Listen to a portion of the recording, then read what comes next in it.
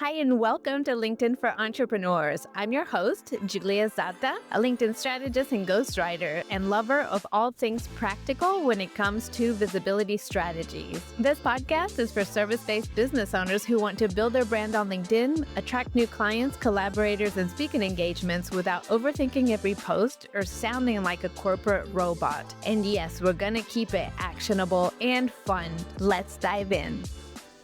I'm so excited to introduce you to Lynn Smargis today. She is a 6-time published author, ghostwriter, and founder of Write For You Self-Publishing, where she empowers professionals and thought leaders to successfully self-publish their business and lifestyle books with full creative control. She hosts the Self-Publishing for Professional podcast and can be found at writeforyou.me. Welcome to the show, Lynn. I'm so excited to have you here. Hey, Julia. Thanks for having me on your show. I am really excited to be here and chat about publishing books because it's one of the best ways you can elevate your status. Yes, and I think that my audience is going to be really interested in this episode because becoming an author is so important for your authority and your credibility. And before we get into it, I would love to know a little bit more about how did you arrive to this work? Yeah, so it actually was not a straight line, amazingly enough, like pretty much everything else in my life. It was basically, I started off as a travel writer and I was doing really well. And in March of 2020, I lost 90% of my clients the second week. So I pivoted to content marketing. So I was doing content marketing for clients out with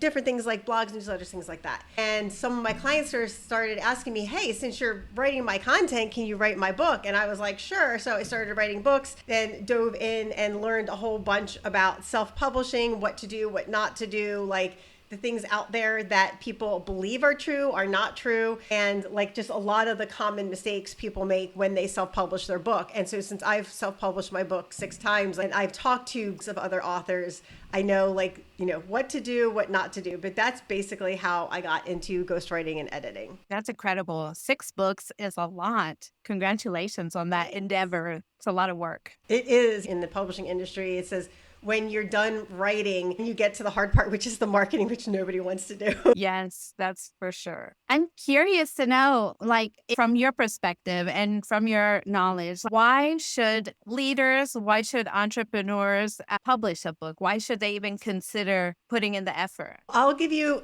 a perfect example to start off with. So one of my guests on my show, Self-Publishing for Professionals, his name is Nick Loper, and he has built this amazing email list with giving away free ebooks and things like that. So I had him on my show to talk about how to do that. And he was telling me about his experience where he had a booth somewhere. He had his podcast banner there, and it said over 1 million downloads, which is an insane amount of downloads for one podcast. And then he had his book next to it, and people were like, oh my gosh, you have a book.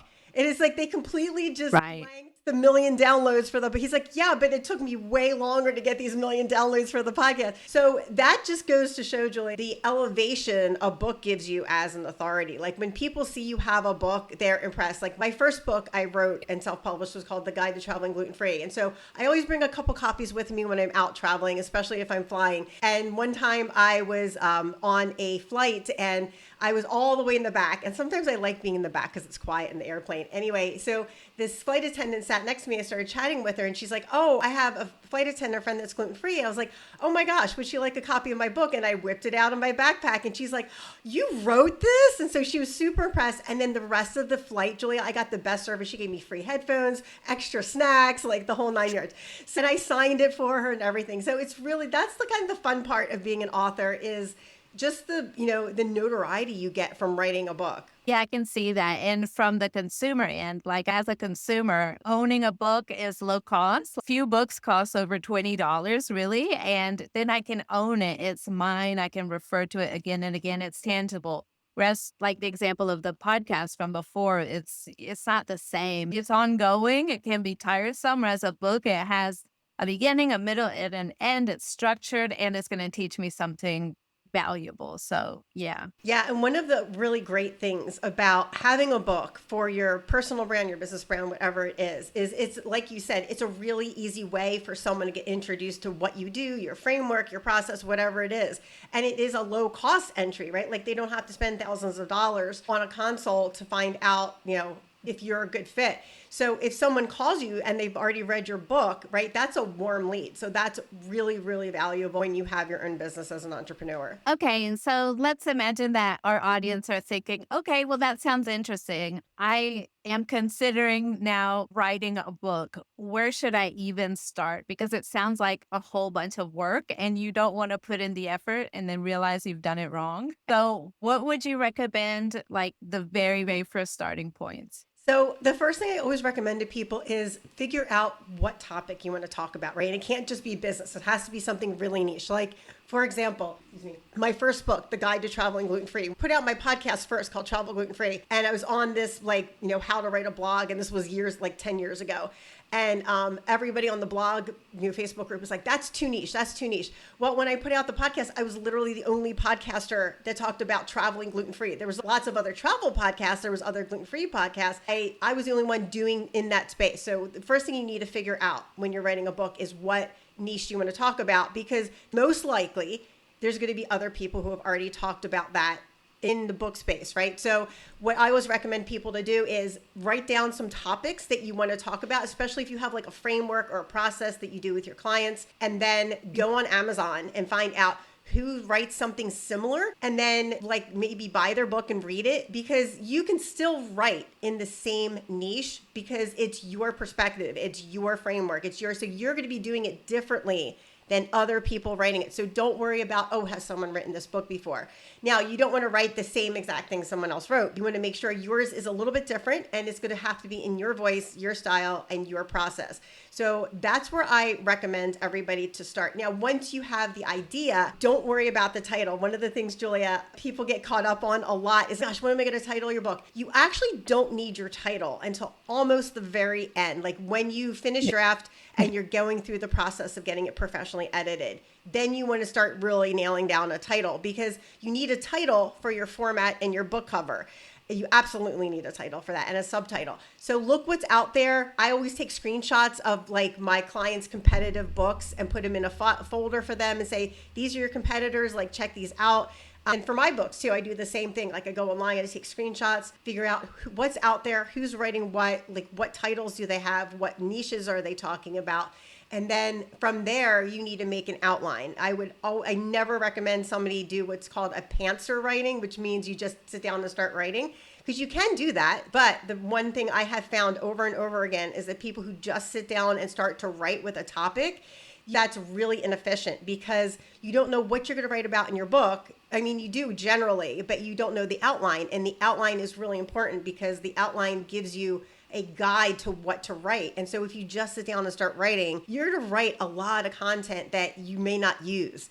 And so that's just really inefficient, waste of your time. And we all know time is something we cannot get back. Absolutely. So that's very interesting. And you made a couple of good points that I want to come back to. First of all, the first point that you made about niching down and how important that is, I think that is something that we need to like drive home, because the title of your book about traveling gluten-free, like I hear that title and I want that book, and I'm not even gluten-free, but I have friends that are, and it's just seems like such a helpful resource to have. And even probably I can learn things about how to just even navigate the city that I'm living in and find more gluten-free spots, because I have a friend now who's got a ton of allergies, and that's one of her issues. And it really affects how we socialize, which is going out to dinner and stuff. But anyways, like the niche thing makes you want to own it, right? It gives people like a very clear outcome, like a benefit they're going to get from it. Just from that title, I can see how it's going to benefit me. And so I agree that having that niche down is very important. And that's something that you can test with social media content, which is not going to be so costly as writing the wrong book. Yeah, exactly. And I actually have like encouraged my clients, like when they have a title for a book or whatever. And some people are like, well, if I put out the title, then somebody might make a book like that. And I'm like, that could happen, but the chances of that happening are slim and none. And if someone does put out a book with a similar title, that means they were already working on it anyway. And you can still put your book out, just, change the title up and make sure you have a different, viewpoint on it. And the other point about having an outline, I think that's super duper important as well, because what I know from just people writing their own content for social media, they tend to always write from their perspective and not from the audience's perspective, it's really easy to do if you just sit down and write, kind of flow of consciousness or whatever. Or I'm just going to write a book, 1,000 words or however many words a day. I've heard people do that. But if you don't have an outline, chances are, like you said, you're focusing from the wrong perspective, like from you outwards rather than from their view towards you, and always benefit driven. Yeah, then it's also harder too because if you don't have an outline, you're just writing whatever. And then when you do have an outline, then you have to go back and reorganize everything, which takes forever. And at that point is where a lot of people, Julia, get stuck on their book and then they just put it down.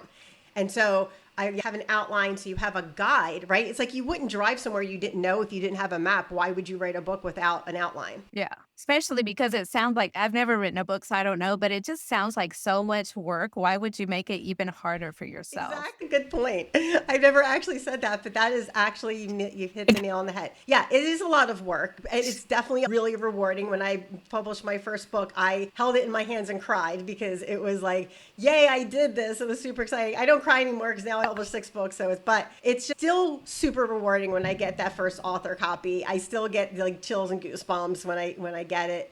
It's just really cool to see your book and to physically hold your print book that you have worked so hard to create. Yeah, I can only imagine. So another question that I have for you for people considering authoring a book is, what's the difference between self-publishing and traditional publishing? And you also brought up hybrid publishing, which I don't even know what that is. So give us a rundown. Yeah, I will totally give you the basic breakdown of and traditional publishing. So way back when, before Amazon was a thing, one of the few ways you could publish your book was through a traditional publisher. Now, you could, even before Amazon, self-publish your book, but it was a lot harder because you had to do a lot more steps. You had to find a bookbinder, you had to buy your own book, sell it and distribute it yourself. So it was definitely a lot harder before Amazon. And so a lot of people would go the traditional publishing route. Now, with the traditional publishing route, people typically have an agent, and an agent is a person who's going to basically pitch your book and sell your book to traditional publishers and say, this is the person's book, blah, blah, blah. This is what it entails. And so hopefully, cross your fingers, your agent gets a yes from some publisher. Most of the time, people have to get 100 no's before they get a yes with a traditional publisher, if they get published at all. So with a traditional publisher, a few misnomers people commonly believe are a traditional publisher is going to market the heck out of your book. They don't do any of the marketing for you. You have to do all your own marketing still. They may give you some money to market, but you're going to spend all of it marketing. You have to have at least 10,000 subscribers on your email list before a traditional publisher will consider you, because they want someone who can market their own book. You have to have probably a business website. The more you can show them social proof that you can market your book, the better off you are getting with a traditional publisher. It's a lot of work. It takes 3 to 5 years to publish your book with a traditional publisher, if you can even get into one. Another thing now with AI, a traditional publisher will not touch your book if you use any AI, even Grammarly. AI is a copyright issue, and obviously they don't want that liability. So if you ever want to go for a traditional publisher, know that you need to write your own book. You need to hire a professional editor who doesn't use AI, because I recently talked to somebody in my writers group, and someone she knew ended up, they had a traditional publisher contract, and the traditional publisher found out that her editor used AI. Now, whether the author knew that or not, I don't know. But as soon as they found that out, they dropped her contract. Oh my gosh. Yeah. So another misnomer for traditional publishers is the only way to get into bookstores and libraries. That is absolutely not true. I have a gal on my podcast. Her name is Lisa Raby, and she is a book distribution expert. You can get your book into all the same places a traditional publisher can. Now, do they have connections? Yes. So they can get you into some maybe more exclusive things, but you can basically get into almost anywhere you want to without using a traditional publisher. So the upside of a traditional publisher is a lot of people like that notoriety, like, oh, I got published by Penguin, Random House, or Hachette, or whatever. We call them the big 5. They're the biggest 5 publishers, and all of them are located in New York City. So that's pretty much the only real benefit, because one of the things traditional publishers will do is they'll edit your book and water it down because they want to make it more general. And so that's really a downside. And you don't have much creative control over your book when you with a traditional publisher, because they're going to publish under their brand, and they're going to tell you what your book cover is going to look like, how your book's going to sound, and everything. So you don't have a lot of creative control, which I do not like. The next level down is a hybrid publisher where they're more collaborative.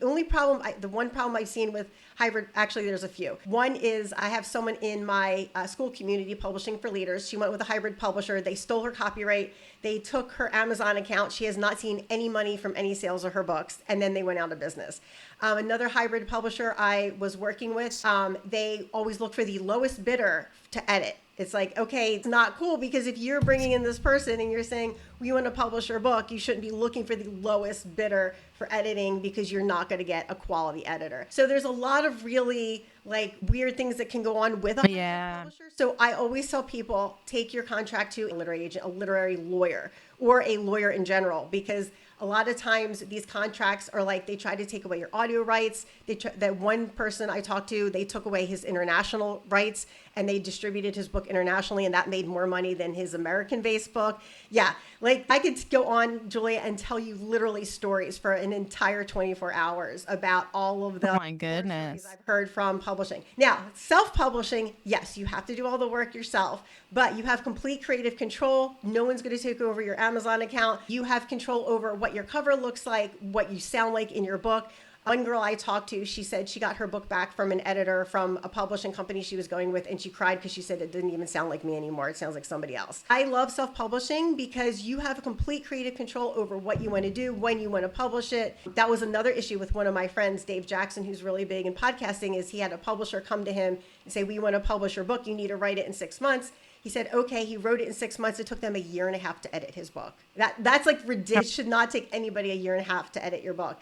So you have complete control over your timeline and everything, which I love as a creative. And when I work with clients, I give them like really huge support, like book coaching and things like that, because I want my clients to know all of the options before they make a choice, because deciding which one you go with depends on what you're looking for. So if you're looking for someone to market your book, don't go with a traditional publisher, hire a good book marketing agency, which I can put my clients in contact with. So that's the whole kind of distinguishment between the 3 types of publishing that you can do. I love that rundown. Thank you so much. I think this is going to be so valuable for my audience because, I'm sure just like me, they don't know all the nooks and crannies of this world and also all the potential issues that you can have, which would take the shine and the excitement and the joy out of even working on a project like this. So, and like, the way you describe self-publishing also for somebody like me, it sounds ideal because I don't have to fit into other people's timelines. I don't,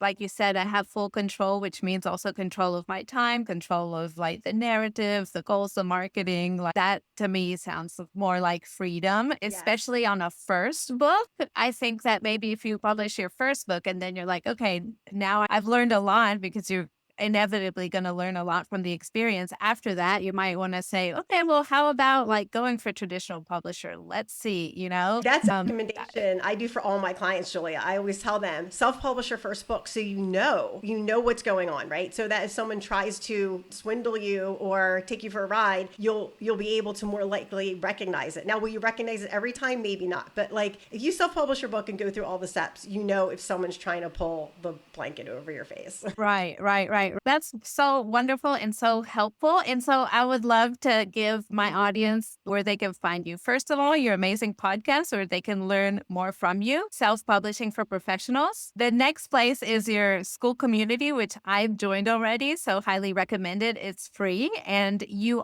have like at least one coaching call a month. Remind me of how that works. Yep, I do one free coaching call a month. And the next one I believe that's coming up is how to get like book clarity, like how to refine your idea for your book. So we have a different topic every month for the coaching Wonderful. Call. And then I have another freebie for my community members, which is called the Author's Brew. So that's once a month on a Friday. We get together and people just come in and we chat about their questions about books, whatever they have. And that's when I found out that one of my members her copyright was stolen and stuff like that because she came into the Author's Brew and we started talking about that and trying to how can you get your book back off of Amazon because now her Amazon account's closed off to her. So that was a whole issue. So we talked about options. Okay, so everybody that's listening, you have to join Lynn's school community right now because that's how you get access to her directly. You get to learn from her and join these calls every month. It's a really supportive community with lots of really great professionals, and I keep it that way. Like, I make sure, like, if anybody comes in and they're like negative or whatever, they get booted out immediately, Julia. I don't have any space for that in my community. Yeah, you have to protect that space. It needs to feel like safe and productive. Absolutely. So lovely. And then I'm going to remind listeners also that all these links are going to be in the show notes. And I'm also going to add your LinkedIn link so people can connect with you on LinkedIn. Awesome. Well, thanks, Julia. Thank you so much for being on the show today. And I encourage all my listeners to let us know what you thought of the show. And yeah, absolutely go and follow Lynn. Thanks for being here. Thank you, Julia. This was great. Thanks for tuning in to LinkedIn for Entrepreneurs. If you found this episode helpful, please share it on LinkedIn or on your favorite social media platform. And if you really want to make my day, leave me a 5-star review on Apple Podcasts. It helps more business owners find this show. Thanks again for listening, and I'll see you in the next one. Bye for now.